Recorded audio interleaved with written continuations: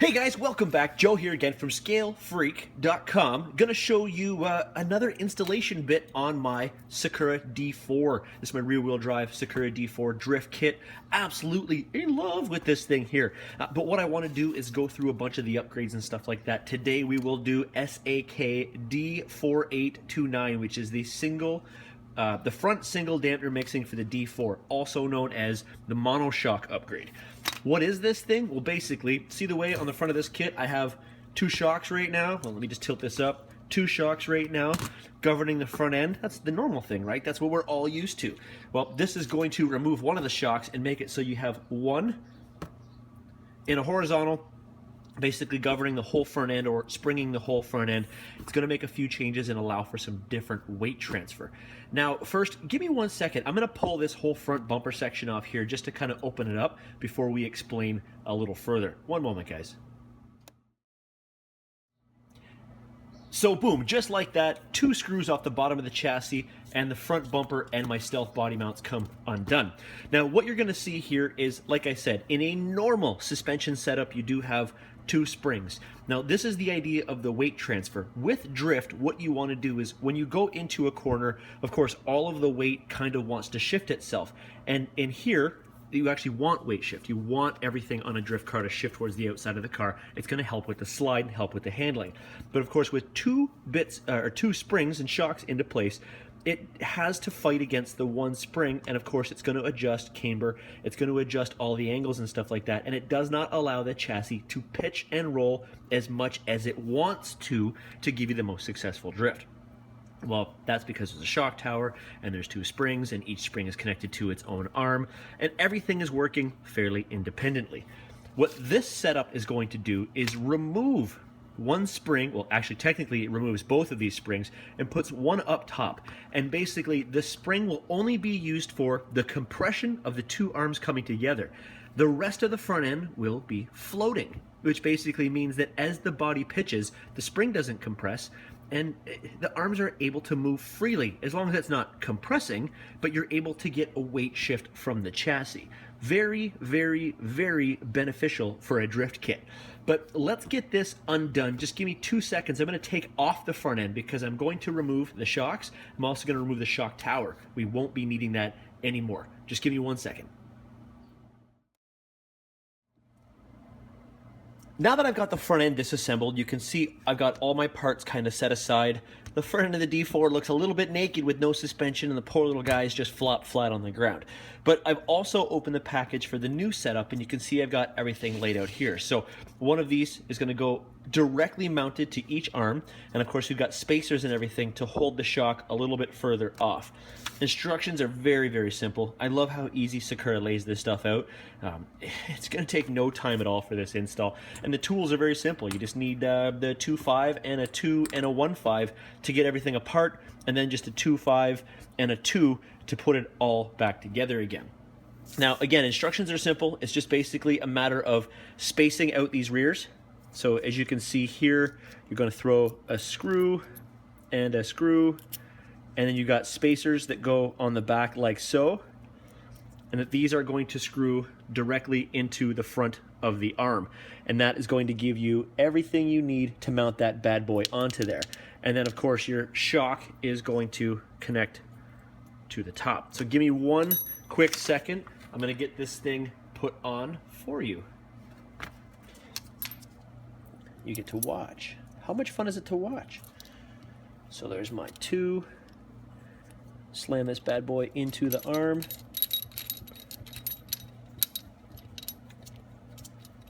Now remember, the original setup that you would have used would have had a the original setup would have had a grub screw into the back of this, so you just got to remember that you are boring out, possibly depending on what your suspension setup was before, you're boring out some new holes.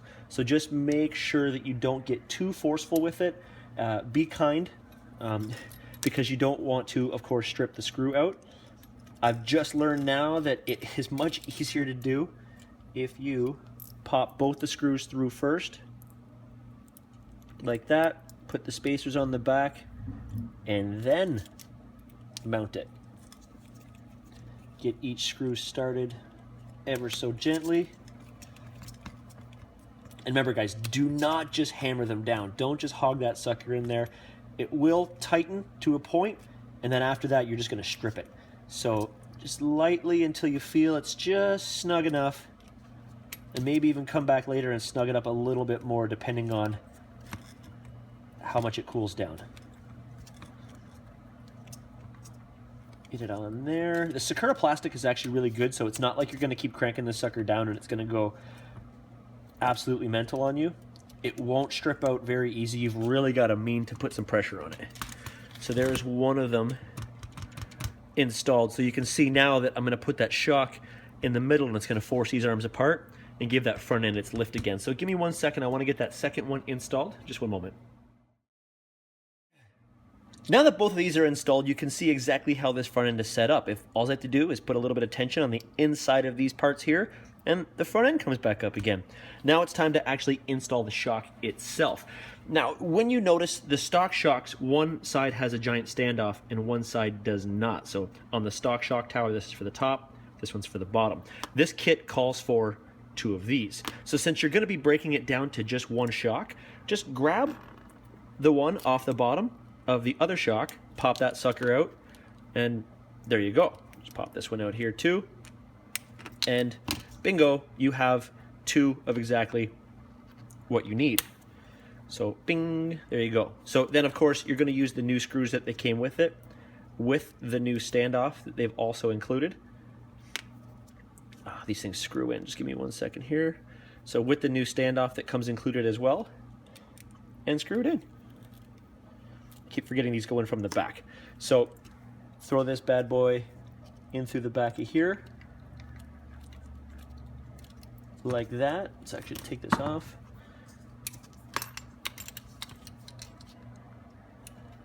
And then throw the standoff on there,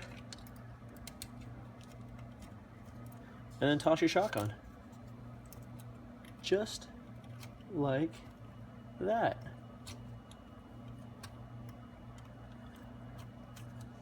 Now just remember, when it starts to get tight, there is a 2.5 screw on the front of the shock.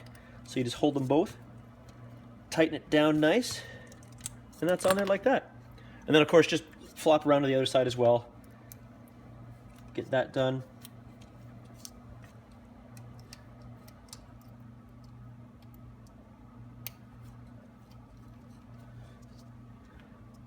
Find my standoff.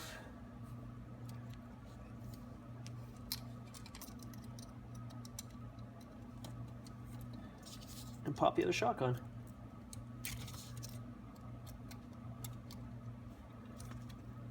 Now, of course, you're going to have to adjust the shock itself. This thing was set up for running the dual shock setup, so there's already a lot of preload set onto this thing. You also may need to adjust what holes you're using. I'm just grabbing the first ones here just as an example. I'll probably have to switch it around later just to adjust my setup. But if we stick this thing on there like that, you can see now that I have my front suspension. So of course I'm going to back off the preload altogether to drop the front end a little bit. And like that. So now when you take a look at this, when I push this down, that is actioning the suspension. The arms are compressing the spring. But the trick is this way. And I got too much tension on the spring right now and too much preset. But what will happen is when you are actually shifting the body, when it turns, it will actually shift the suspension a little bit more without necessarily actioning the spring, which is going to allow the RC to shift its weight a little bit better between the front end. Now I think what I'm going to have to do is adjust it to a couple holes, and then if you check underneath here, you've got your preset set to different things on the bottom of the arms, and that will allow the front end to float around much more without actually using the shock itself, which is pretty awesome.